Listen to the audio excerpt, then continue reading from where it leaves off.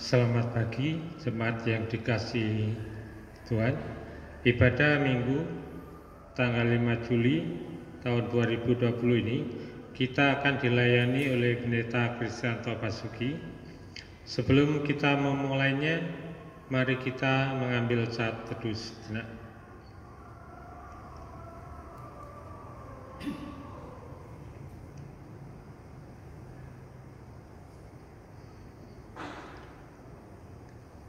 Mari saya undang untuk berdiri dan bersama kita menyanyikan PKJ 203 bait 1 dan 2, Ada Damai Sejahtera Allah.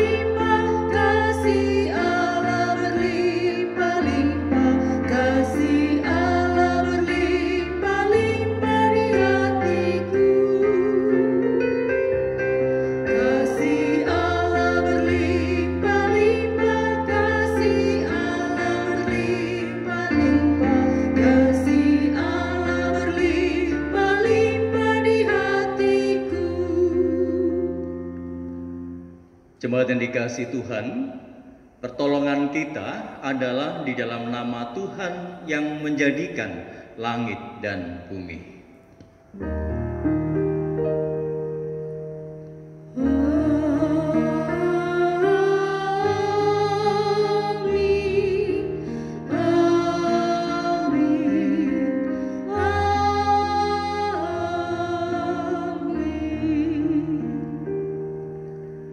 Salam kasih karunia dan damai sejahtera dari Allah Bapa kita dan dari Tuhan Yesus Kristus menyertai saudara sekalian. Dan menyertai saudara juga. Dipersilahkan duduk. Saudara dikasihi Tuhan, di dalam Roma pasal yang ke-7 ayat yang ke-15 yang menyapa kita pada saat ini. Sebab apa yang aku perbuat, aku tidak tahu. Karena bukan apa yang aku kehendaki yang aku perbuat, tetapi apa yang aku benci, itulah yang aku perbuat. Firman ini mengingatkan kembali kepada kita betapa lemahnya kehidupan dan diri kita.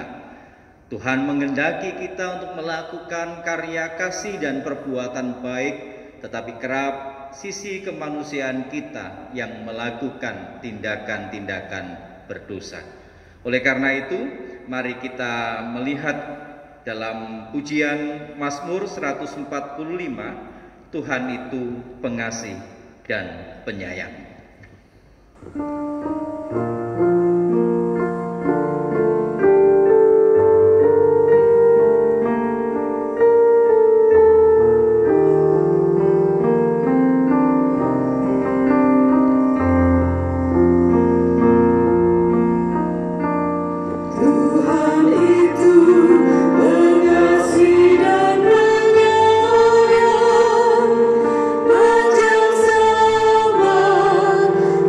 Jesus.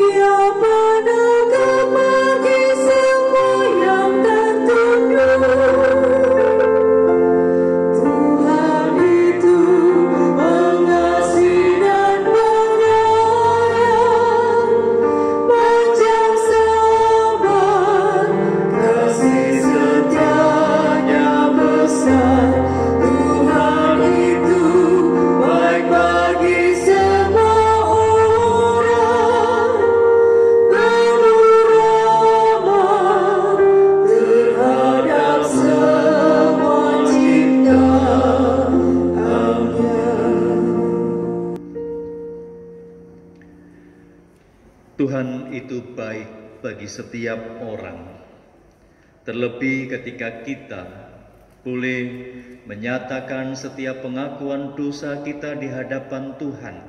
Kita membuka diri kita di hadapan Tuhan, karena kita tahu bahwa tidak ada satupun yang dapat kita sembunyikan di hadapan Tuhan, karena Tuhan itu Allah Maha Tahu.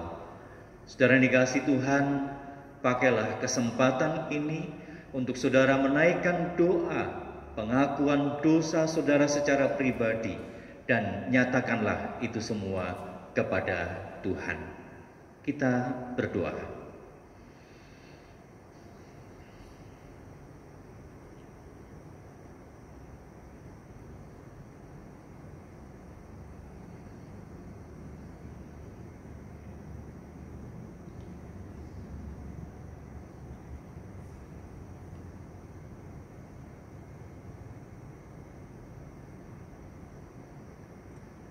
Tuhan Maha mendengar akan setiap cerita yang kami sampaikan, setiap pernyataan dan pengakuan dosa kami yang kami sampaikan di hadapan Tuhan.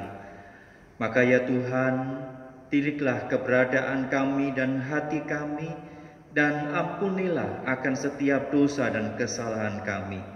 Teruslah pimpin kami ya Tuhan, tuntun kami untuk melewati kurun kehidupan ini bersama dengan Engkau dalam kebenaran dan anugerah pengampunan Tuhan. Di dalam Tuhan Yesus Kristus kami berdoa. Amin.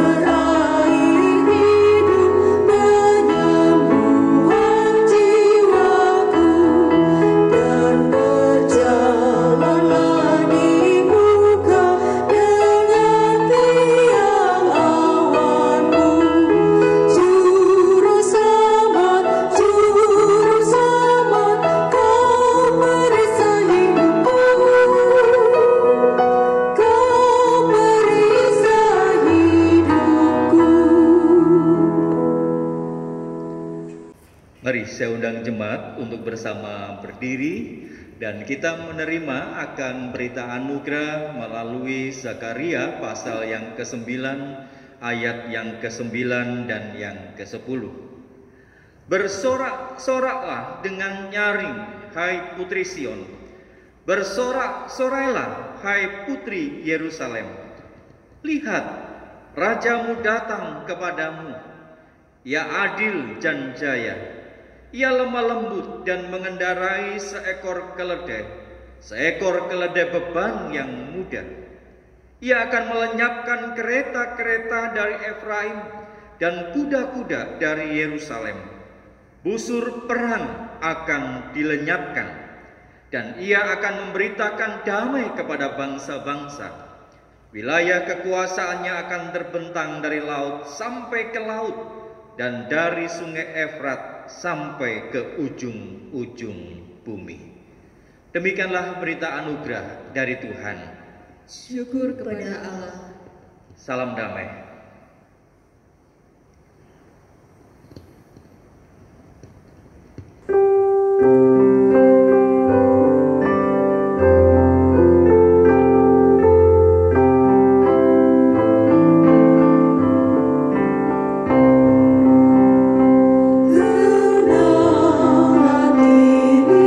Hatiku Tuhan mengingat.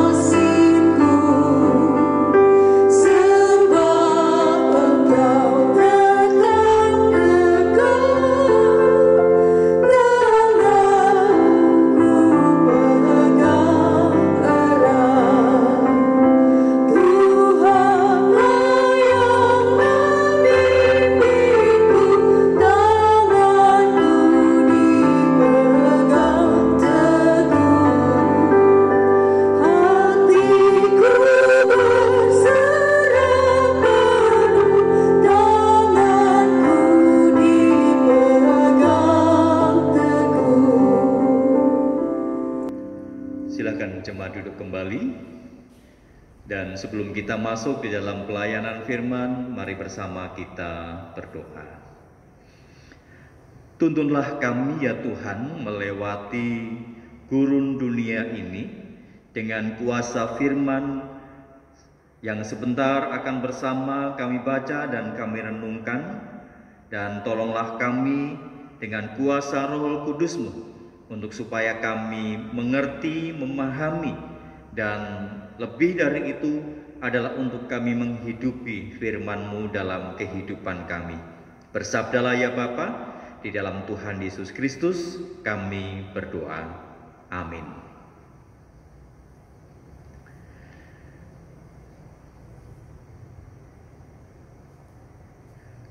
Jemaat yang dikasihi Tuhan, pembacaan Injil Tuhan Yesus Kristus menurut Matius pasal yang ke-11 ayat yang ke-16 sampai dengan 19, dan kemudian kita lanjutkan ayat yang ke-25 sampai dengan 30. Dengan apakah akan kuumpamakan angkatan ini? Mereka itu seumpama anak-anak yang duduk di pasar dan berseru kepada teman-temannya, "Kami meniup seruling bagimu, tetapi kamu tidak menari. Kami menyanyikan kidung duka, tetapi kamu tidak berkabung." Karena Yohanes datang, ia tidak makan dan tidak minum, dan mereka berkata, "Ia kerasukan setan." Kemudian Anak Manusia datang, ia makan dan minum, dan mereka berkata, "Lihatlah, ia seorang pelahap dan peminum, sahabat pemungut cukai dan orang berdosa. Tetapi hikmat Allah dibenarkan oleh perbuatannya." Pada waktu itu berkatalah Yesus, "Aku bersyukur kepadamu Bapa, Tuhan langit dan bumi, karena semuanya itu Engkau sembunyikan bagi orang bijak dan orang pandai, tetapi Engkau nyatakan kepada orang kecil. Ya Bapa, itulah yang berkenan kepadamu. Semua telah diserahkan kepadaku oleh Bapakku, dan tidak seorang pun mengenal anak selain Bapa, dan tidak seorang pun mengenal Bapa selain anak, dan orang yang kepadanya anak itu berkenan menyatakannya. Marilah kepadaku semua yang letih lesu dan berbeban berat, aku akan memberi kelegaan kepadamu. Pikulah kuk yang kupasang dan belajarlah padaku, karena aku lemah lembut dan rendah hati, dan jiwamu akan mendapat ketenangan. Sebab kuk yang kupasang itu enak dan bebanku pun ringan. Demikianlah Injil Tuhan Yesus Kristus. Yang berbahagia adalah setiap kita yang membaca akan firman-Nya, merenungkan serta memperlakukan firman itu dalam hidup hari lepas sehari. Haleluya. Haleluya, haleluya, haleluya.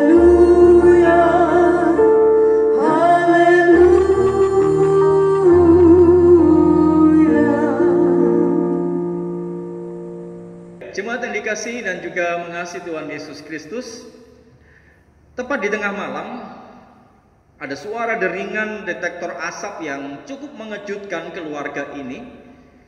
Dan karena mereka kemudian mendapati ada nyala api dan juga sudah mulai banyak asap, dan kedua orang tua ini kemudian meloncat dari tempat tidurnya dan mereka mencari akan anak-anak mereka. Dan secepatnya mereka kemudian membawa keluarganya itu keluar, dan ketika di luar dihitung kembali.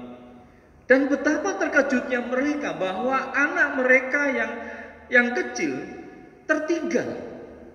Dan ketika mereka kembali menengok ke rumah yang sudah mulai banyak api dan asap, mereka melihat putra mereka ada di dekat jendela dan mulai berteriak ketakutan.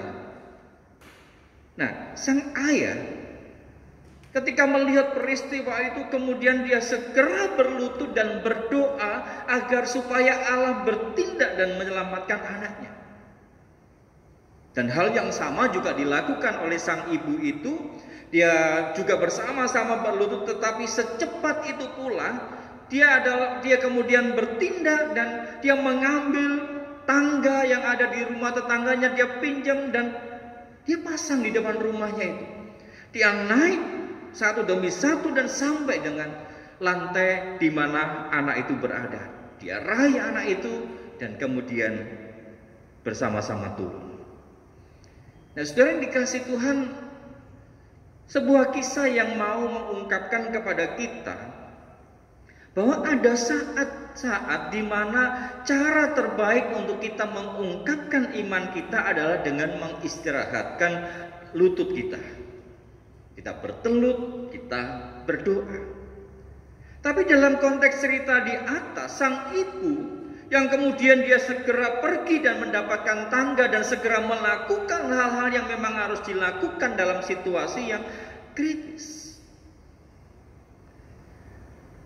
Tampaknya bahwa bagi orang yang memiliki pemahaman dan prinsip sebagai pemelihara ritual ibadah dan mengerti ilmu agama, mungkin apa yang dilakukan oleh sang ayah untuk menyelamatkan anaknya dengan berdoa itu dianggap sebagai hal yang baik. Tapi sebaliknya, bagi apa yang dilakukan oleh sang ibu itu bisa dikecam sebagai tindakan kebodohan dalam konteks iman dan dalam kacamata orang-orang yang mengerti tentang ritual, mengerti akan soal ilmu agama.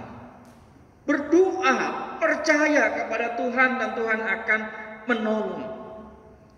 Nah, saudara yang dikasihi dan juga mengasihi Tuhan Yesus Kristus, Tuhan Yesus sering mendapat kecaman dari orang-orang yang menganggap diri itu sebagai orang bijak pandai. Ya, kalau pada zaman itu Tuhan Yesus berada di tengah-tengah orang Yahudi di Galilea, dan juga seiring sejaman dengan Tuhan Yesus di Yunani, ilmu filsafat dan ilmu alam itu juga sedang berkembang. Nah, ahli Taurat itu menjadi faktor utama dalam diskusi tentang tafsir kitab suci. Dan di mana bahwa Tuhan Yesus telah mengalami banyak perjumpaan dengan ahli Taurat yang mereka itu sangat bangga dengan ajaran mereka pada waktu itu. Dan sampai bahwa mereka tidak lagi bisa menerima ajaran yang disampaikan oleh Tuhan Yesus, baik dengan tutur kata ataupun dengan perbuatan, bahkan juga tentang mukjizatnya. Dan seperti apa yang ada di dalam bacaan kita tadi, gitu ya. Dalam Matius pasal 11 ayat 25 sampai dengan yang 30. Jadi ketika Tuhan Yesus berbicara dan berkata tentang orang-orang yang bijaksana dan pandai, dan pasti bahwa pendengarnya tahu siapa yang dimaksud itu. Bahwa mereka itu adalah ahli-ahli Taurat, karena mereka yang tahu tentang kaidah hukum Taurat dan bahkan turunannya, dan mereka menetapkan aturan-aturan dan sebagai hukum yang tidak boleh dilanggar. Jadi dapat dibayangkan betapa berat hukum yang berlaku dalam masa itu. Dan bahkan saudara, ahli Taurat itu menentukan ada kurang lebih 613 peraturan yang harus diikuti dan tidak boleh dilanggar oleh orang yang mau hidup taat kepada Tuhan. 613 peraturan. Itu sebagai hal yang harus diikuti, ditaati dan tidak boleh dilanggar. Nah, dapat dibayangkan bahwa hukum itu kemudian menjadi beban yang berat, hukum itu menjadi kuk. Dan bahkan kalau kita melihat tulisan Rasul Paulus itu ya, bahwa kuk itu begitu berat. Tetapi ketika ditanyakan kepada Paulus dalam surat Roma pasal 7 ayat 21 sampai dengan 24, Rasul Paulus pun akan mengatakan bahwa syukur kepada Allah oleh Yesus Kristus Tuhan kita. Jadi dalam diri Paulus pun memahami bahwa hukum Taurat yang berlaku, yang dianggap sebagai kuk, yang kemudian menjadi beban dan berat, Yang bisa melepaskan itu semua hanyalah Tuhan Yesus Kristus. Maka ketika dalam bacaan kita kemudian Tuhan Yesus memanggil dan mengatakan, marilah kepadaku semua orang yang letih lesu dan berbeban berat. Nah, saudara, jangan terlalu terburu-buru kemudian mengaplikasikan bahwa tipe penderitaan umat manusia bisa dipakai dalam alasan pernyataan Tuhan Yesus ini. Yang artinya bahwa seolah-olah Tuhan Yesus memanggil semua orang yang menderita. Padahal dalam konteks bacaan kita, itu adalah orang-orang Yahudi yang letih lesu karena aturan-aturan yang berlaku. Jadi dapat dibayangkan saudara, orang Yahudi pada waktu itu hidup di tengah aturan atau hukum, peraturan yang mengatur setiap tingkah laku mereka.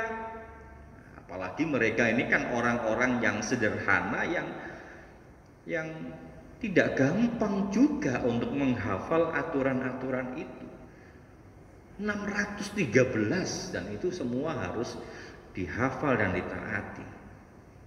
Nah, dalam konteks seperti inilah Tuhan Yesus kemudian tampil. Tuhan Yesus menawarkan kelegaan. Bukan berarti bahwa di sini Tuhan Yesus kemudian menghapuskan semua peraturan itu dan membiarkan manusia bertindak secara liar. Tidak. Tuhan tidak meniadakan hukum Taurat, tetapi bahkan Tuhan menggenapinya. Injil Matius pasal yang kelima ayat yang ke-17. Bahkan apa yang diajarkan oleh Tuhan Yesus itu adalah inti dari hukum Taurat itu. Bicara soal keadilan, bicara soal kasih, bicara soal kesetiaan. Dan intisari dari hukum yang utama adalah kasih kepada Allah dan kasih kepada sesama manusia. Jadi kita melihat di sini bahwa apa yang diajarkan oleh Tuhan Yesus bukan hanya dengan sebuah kata-kata, tetapi dengan seluruh kepribadiannya. Dan ini hal yang sangat ironis begitu memang. Di mana orang Yahudi yang menyambut Yesus, yang kemudian memahami dan mengerti, mengaminkan ajaran Yesus, bukanlah kaum cerdik pandai, tetapi disebutkan di sana nepios, bayi atau kanak-kanak, yang kalau boleh diterjemahkan dalam bahasa Indonesia itu adalah wong cilik. Orang-orang yang sederhana, orang-orang yang tidak terpelajar dalam memahami hukum Taurat. Jadi saudara dikasih Tuhan, sepertinya bahwa orang-orang kecil ini, orang-orang sederhana inilah yang menunjuk kepada setiap orang yang menyambut pewartaan Allah itu dengan sukacita. Kemudian bahwa Yesus yang tidak membebaskan murid-muridnya itu dari kuk atau dari beban itu, tetapi sebaliknya saudara, menjadikan kuk itu lebih mudah ditanggung. Cuma pertanyaannya adalah bagaimana mungkin gitu ya, kuk yang dibuat oleh Tuhan Yesus itu menjadi lebih ringan. Bukankah tidak pernah ada orang yang menuntut hukum kasih kepada Allah dan sesama seradikal apa yang diajarkan oleh Tuhan Yesus? Apakah hal itu bukan berarti bahwa itu malah menjadi sebuah beban yang berat yang harus dilakukan? Benar saudara. Semuanya itu bergantung kepada hati kita. Ketika kita mengalami perjumpaan dengan Tuhan, kita merasakan akan kasih Allah yang begitu besar dalam kehidupan kita, maka kuk itu bukan lagi menjadi sebuah beban. Coba saudara bayangkan, mana ada orang yang di dalam dirinya dirasuki cinta kasih akan merasa terbebani. Yang ada itu adalah bahwa dia akan terus memacu dirinya untuk dia berbuat, memberikan yang terbaik untuk orang yang dikasihinya. Coba saudara ingat Masa awal-awal saudara pacaran, saudara berjumpa dengan orang yang saudara kasih. Kata orang kan, gunung kan ku daki, laut kan ku seberangi. Padahal naik gunung itu ya capek gitu kan. Nyebrang laut itu ya capek gitu kan. Tetapi kalau orang sudah dirasuk dengan cinta kasih, apa yang dia kerjakan walaupun berat, walaupun jauh, itu akan dijalani dengan sukacita. Memberikan yang terbaik bagi orang yang dikasihinya. Jadi saudara yang dikasihi Tuhan, belajar dari Tuhan Yesus itu tidak hanya atau bahkan tidak cukup hanya mendengarkan apa yang diajarkan oleh Tuhan Yesus, tetapi adalah bagaimana kita mengikuti cara hidup yang ditempuh oleh Tuhan Yesus. Dalam dirinya terwujud keutuhan cinta kepada Allah dan manusia.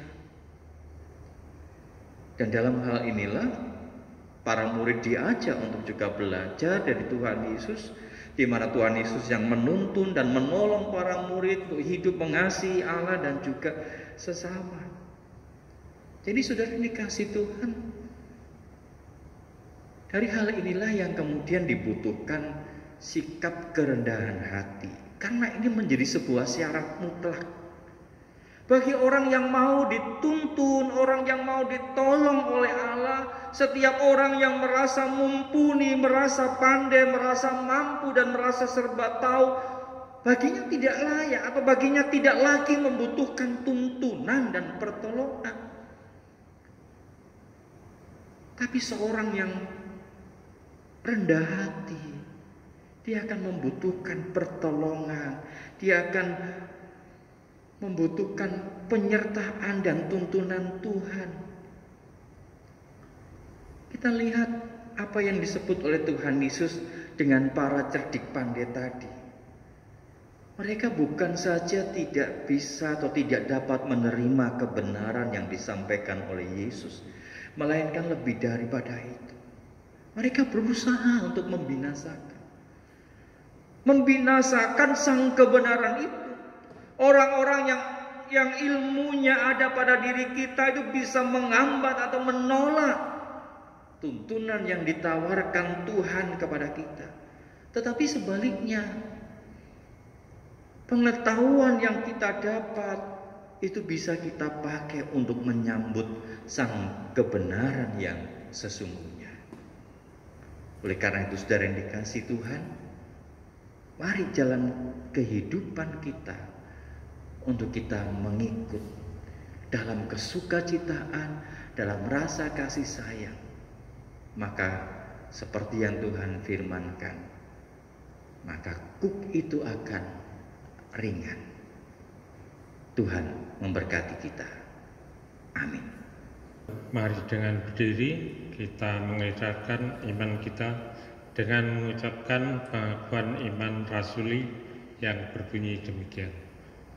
Aku percaya kepada Allah, Bapa yang Maha Kuasa, Khalil langit dan bumi, dan kepada Yesus Kristus, Anak yang tunggal Tuhan kita, yang dikandung daripada Roh Kudus, lahir dari anak darah Maria, yang menderita sengsara di bawah pemerintahan Pontius Pilatus, disalibkan, mati dan dikuburkan, turun ke dalam kerajaan maut.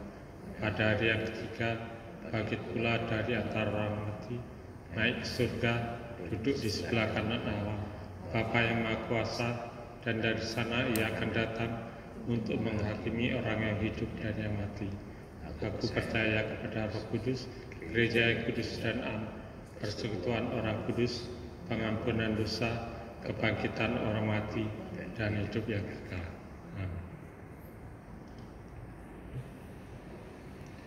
Mari jemaat yang dikasihi Tuhan, kita masuk dalam doa syafaat. Mari bersama kita berdoa.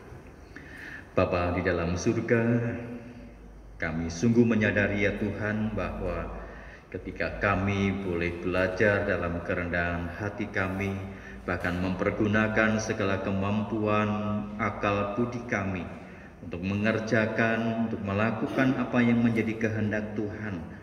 Tidak lagi menjadi satu beban yang berat, tetapi kami mengerjakan itu semua dengan kesukacitaan. Tolonglah kami ya Tuhan, karena kami sadar bahwa saat-saat ini kami ada di dalam pergumulan yang berat yang harus kami hadapi di tengah situasi pandemi yang terjadi di Indonesia, bahkan di banyak negara di dunia ini.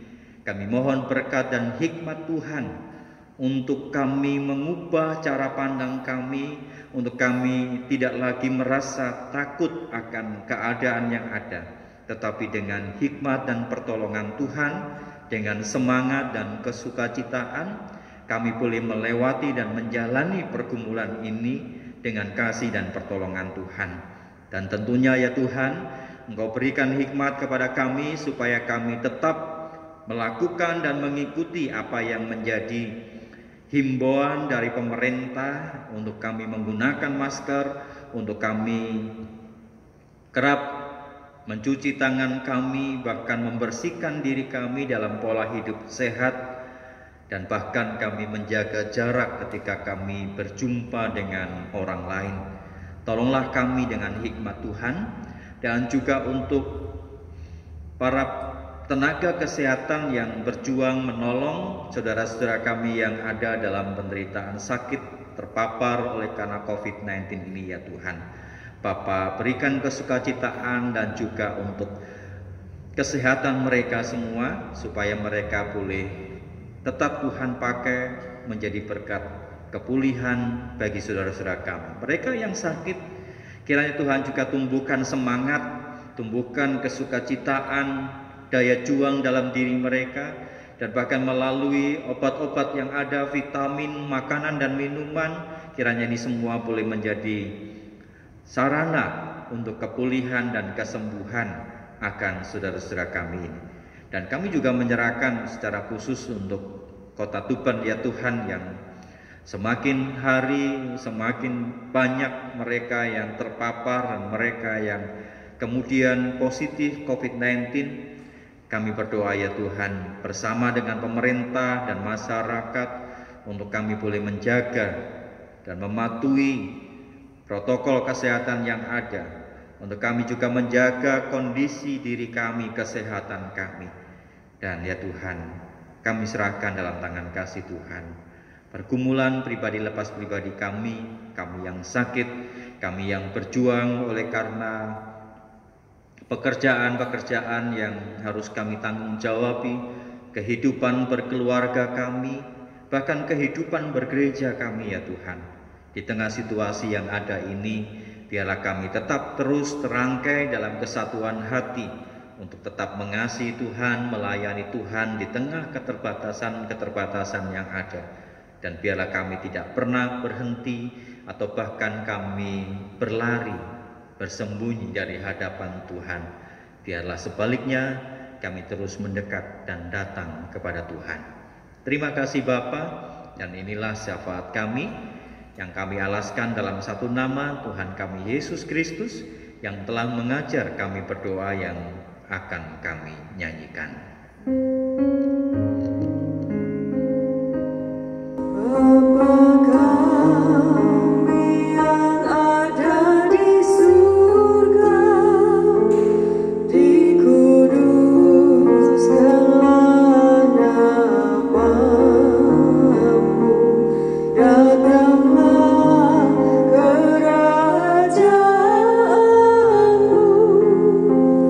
Jadilah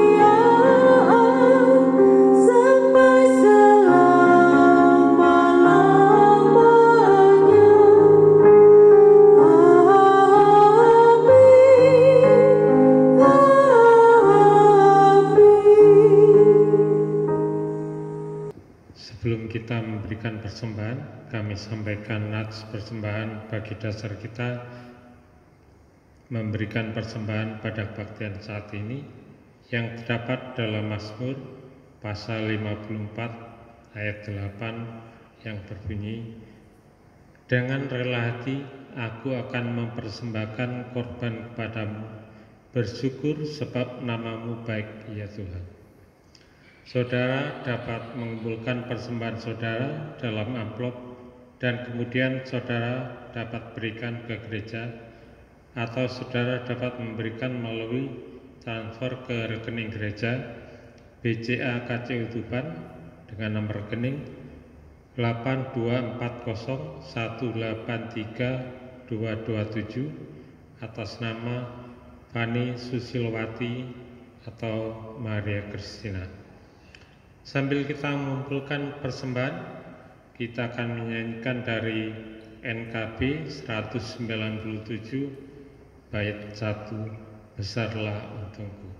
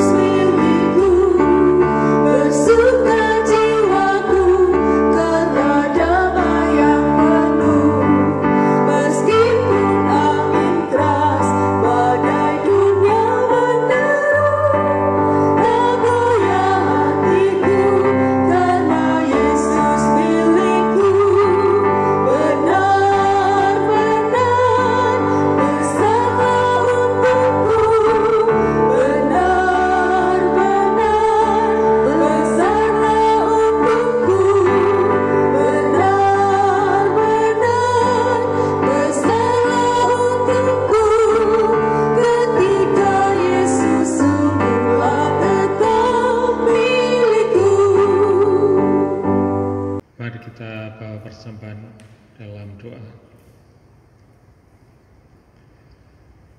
Bapa dalam kerajaan surga, kami mengucapkan syukur dan terima kasih Bapa, kalau saat ini Engkau telah memampukan kami untuk memberikan persembahan saat ini. Kami tahu Bapa, persembahan yang kami berikan sangatlah sedikit jika dibandingkan berkat yang telah kami terima begitu berlimpah dalam kehidupan kami. Tapi kami percaya bahwa Engkau melihat dari ketulusan hati kami. Kiranya Engkau mengkuduskan, memberkati persembahan ini, layakkan Bapa, sehingga persembahan ini dapat kami pergunakan untuk pekerjaan di tempat ini. Inilah doa dan permohonan kami yang kami alaskan hanya dalam nama Tuhan Yesus Kristus. Amin.